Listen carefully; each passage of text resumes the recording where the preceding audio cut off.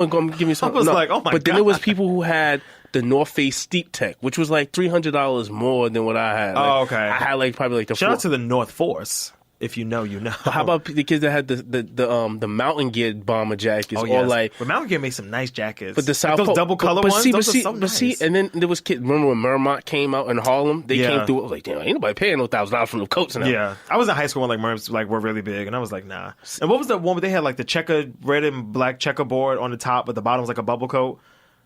It's like the top of it was almost like a flannel shirt. It was like black and red. Like I think plaid. you're talking about the Steep Tech. It had like the buckles and belts on it. Nah, I don't think so. I can't think. And I'm not gonna type in. But anyway, plaid. but you Yeah. see what? But Yeah. And these things like just happen throughout history. Pele, Like, everybody, it just keeps leather- elevating. It keeps Yeah. elevating. It doesn't matter, man. Kids are gonna be kids. And they're gonna want what they want, and I think society shouldn't be controlling, especially not no school board. Not at a school. Unless the school is popping. Yeah. Let's just shut up. What if they go? No, what is the contingency plan for this? Because if you're not going to tell my kid, if my kid can't come to school with the proper jacket, I mean, you know I'm a coat nigga. I like coats. You do like coats. You had a nice coat yesterday. I got That was a nice coat. I was Thank like, you. I saw you that's looking me up and down. I was like, damn, he looked at me. Nigga, you ain't nobody. I know, but thank you. But anyway, my thing is, what is like? Are y'all gonna have a uniform coat to come with this? Exactly, like, right. What is it? Like y'all taking my baby to see us to get a coat? No, Right. And I already bought this coat, and I'm not buying a new one. So Right. what you want to do? Like, And even though you know how parents work, I remember having a North Face, and I'm sorry we hold on this topic so long, but I remember getting items like Timbs.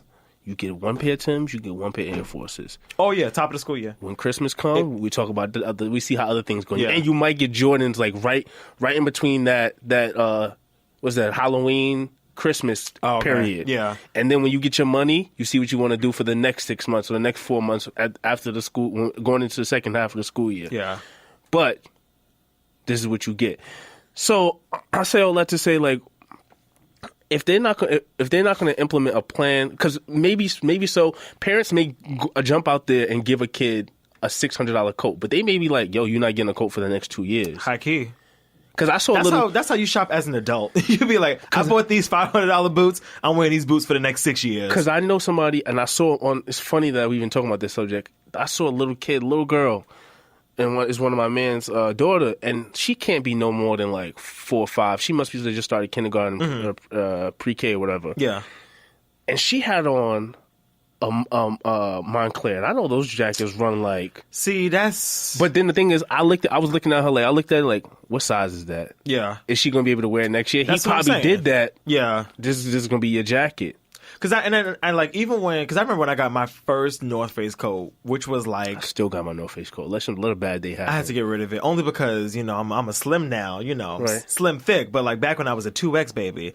Yeah, but if apocalypse happened, your ass gonna go. Well, I mean, I have a coat to now replace that coat. But I remember when I got my first North Face, and like, it was first a struggle in the Smith household to like convince my mom and my dad to like buy me a North Face. Shout out to Andre, because, you know, he took the brunt of a lot of shit to be like, the oldest one goes through a lot, so the younger one could live a much nicer life. You know, shout out to Solange. You know, we live nicely out here because of the elders. Shout out to Ron and Coppers. Thank you. Like, but yeah, but like, even by the point my parents bought me that coat, I think I was like a sophomore or junior in high school, and I was a big nigga in high school. So like, my parents knew, like, if we get you this coat now, you're wearing this coat for at least another 4 or 5 years, and I did. So, you know, I get it. Like, just it's too much. It's too much. It's too much. It's too much. Yeah, I don't like that. There's a lot of this like uniformness. Sorry, it makes me feel like prison system and shit like that. I don't like being controlled and telling what to wear. Yeah, I feel you. And I don't want my kids to feel any way like that. But Yeah. I get the message. I don't agree with it. Right. What do you think of this Kevin Hart situation? Nobody said anything about this.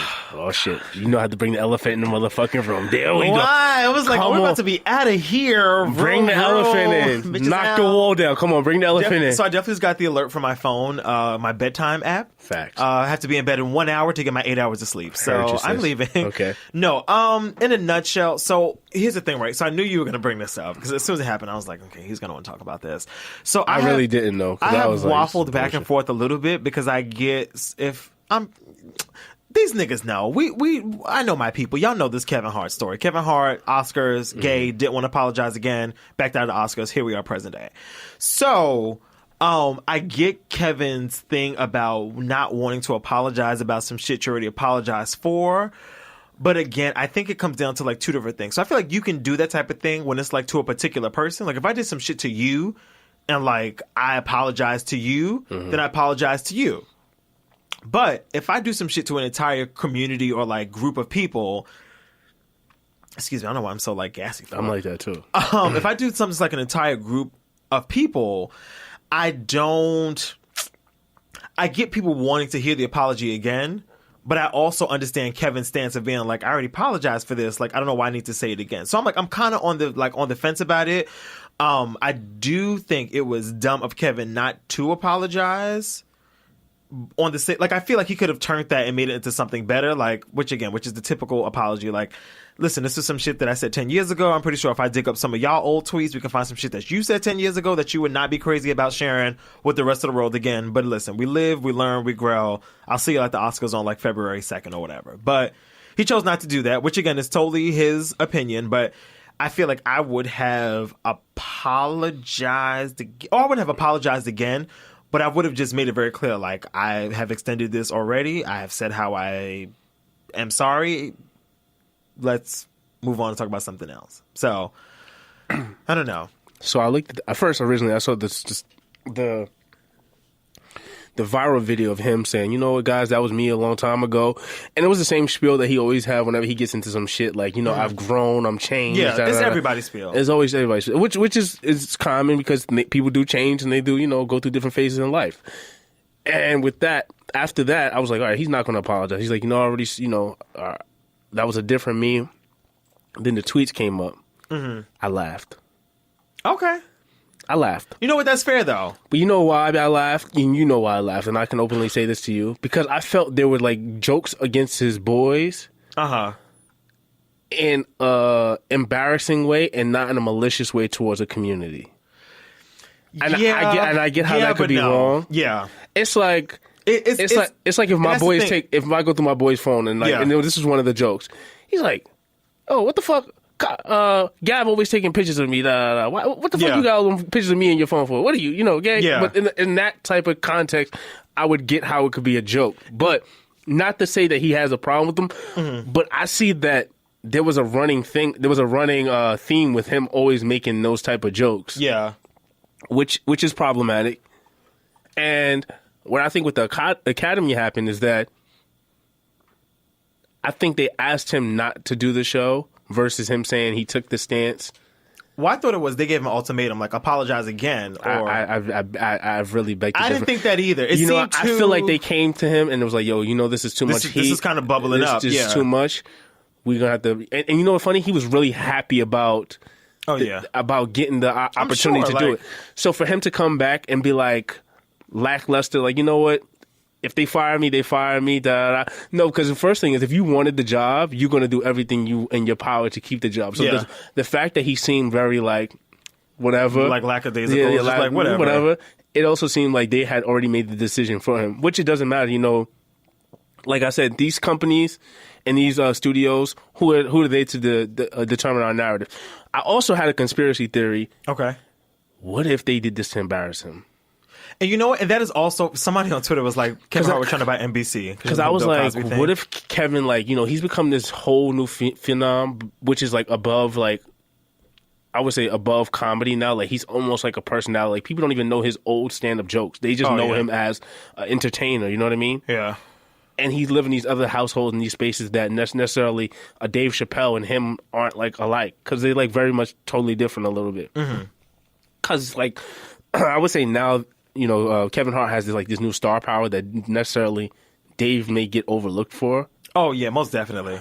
And I'm saying maybe, you know, people felt like, you know, this is just my conspiracy thing. Maybe he's feeling himself a little bit too much. Kev. And they dug up some shit and then they did it to flip him. I mean, and again, somebody on Twitter made a very good point. Because these studios do stupid shit like that. Yeah, and they pulled up like some old tweets from like Sarah Silverman, Chelsea Handler, Amy Schumer, all white women who had also said some problematic as homophobic tweets. And not just like Kevin Hart being like, that's wild gay. Like, I think one of Amy Schumer's tweets like actually said faggot in it. Like, actually going in. So it is interesting. It's not interesting, but it is convenient that Kevin's shit gets dug up and, you know, these white women's shit do not. But, yeah, I don't know. I'm like really conflicted on this, which is rare for me. Like, I'm never in the middle on things. Earlier you said, like, stop being a bitch ass. Do you think, like, although these were jokes and I know the context, I don't know Kevin personally or his, like, how he feels. Yeah. do you think that some of these jokes can be said without us being so sensitive? So I think there's two things there's three things I really want to hit on. So because there's a society of us now. Sorry to cut you off. There's like, we're at the space where, I don't know if you saw my tweet. I was like, anything you say or do can and will be held against you at all times. Like, you can't tweet, you can't, like, if you go outside right now and do something, you're on camera. Yeah. Like, you, at any given point, you're always held accountable for your actions. Well, there was a time where you can get away with, so to speak, murder. Yeah. But now you can't do shit. Right. I think the problem with this is that so at one point, Kevin had said that this was like a conversation he was having with his friends. And it was like, okay, this wasn't with your friends. It was to your friends. And then you shared it with the world. Because again, there is some shit like being two black men that I would say to you in this room right now that I would not say on this microphone. There's some shit that I would say to like a gay friend that I would say to them, but I wouldn't say on a public platform. But and even again, that could be held against you. Look at the dude that lost his team. Who? A couple years ago when we did the click. Old white man. And he lost his entire... but he was racist. He was racist. I'm saying like some off the cuff shit. Okay, like if gotcha. we were just talking, like if you and I were like shooting the shit, like I wouldn't go on Twitter and be like, "Can you believe what at focus?" Like what? No, because I know you.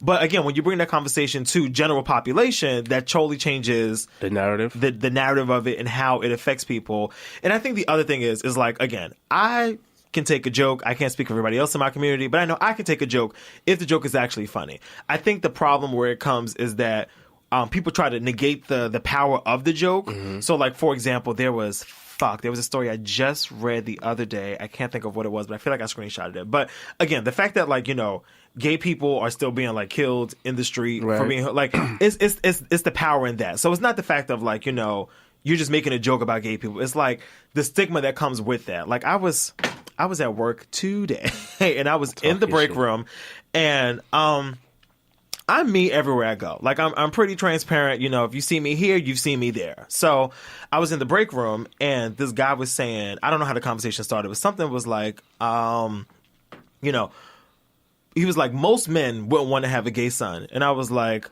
is that true? And he was like, nah, well, I didn't really mean it like that. But I'm saying like, not me, and he tried to backpedal it, but it was already too late because you said what you said, you meant what you meant. And then he was like, nah, like most men wouldn't want to have a gay son, like most men won't want to have a whole daughter. And I was like, okay, we're not about to do this. I was like, you are just, we're not about to do this. But I will say this very last point, which I feel like will tie it in nicely.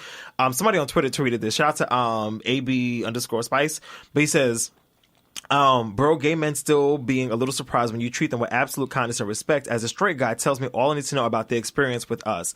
I hope y'all see that you're traumatizing people for simply being themselves, if that's not evil. And that's where I think, if that's not evil. Okay, right. So I think that's what it comes down to. Like, you can make a great gay joke, love a good gay joke. You can make a great black joke, love good black jokes. But I think there is something in the context and the power of what you're saying and how you're saying it. So, like, have I ever heard a black joke from a non-black person and be like, that was funny? Hell fucking yeah. I'm like, wow, you went there, but it's true. So I think it's taking responsibility and the power of your comment, because I know there's plenty of people on Twitter that was like, y'all being us gay people, y'all are so oversensitive, like y'all being dramatic. I'm like, but if a white person got on like TV and called us niggas or coons or any shit that was like even remotely racist, it would never end. Like it would be trending for days. But like, as you wear a shirt that says words mean things. Shout out to Crystal. Shout out to the Reed. Words mean things. You can't just say shit and not, there's power in your words. So that's all I had to say.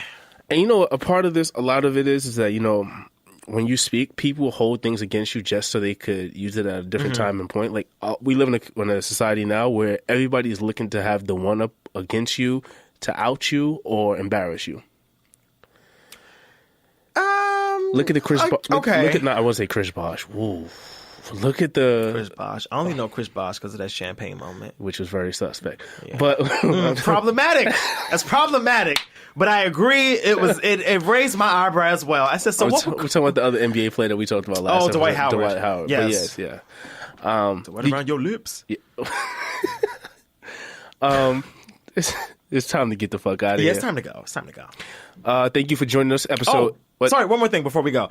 Just wanted to say that this is the giving season. That's what you should be trying to give to people as much as possible. Gotcha. And with that in mind, what are you giving? Love. But on a backstroke, but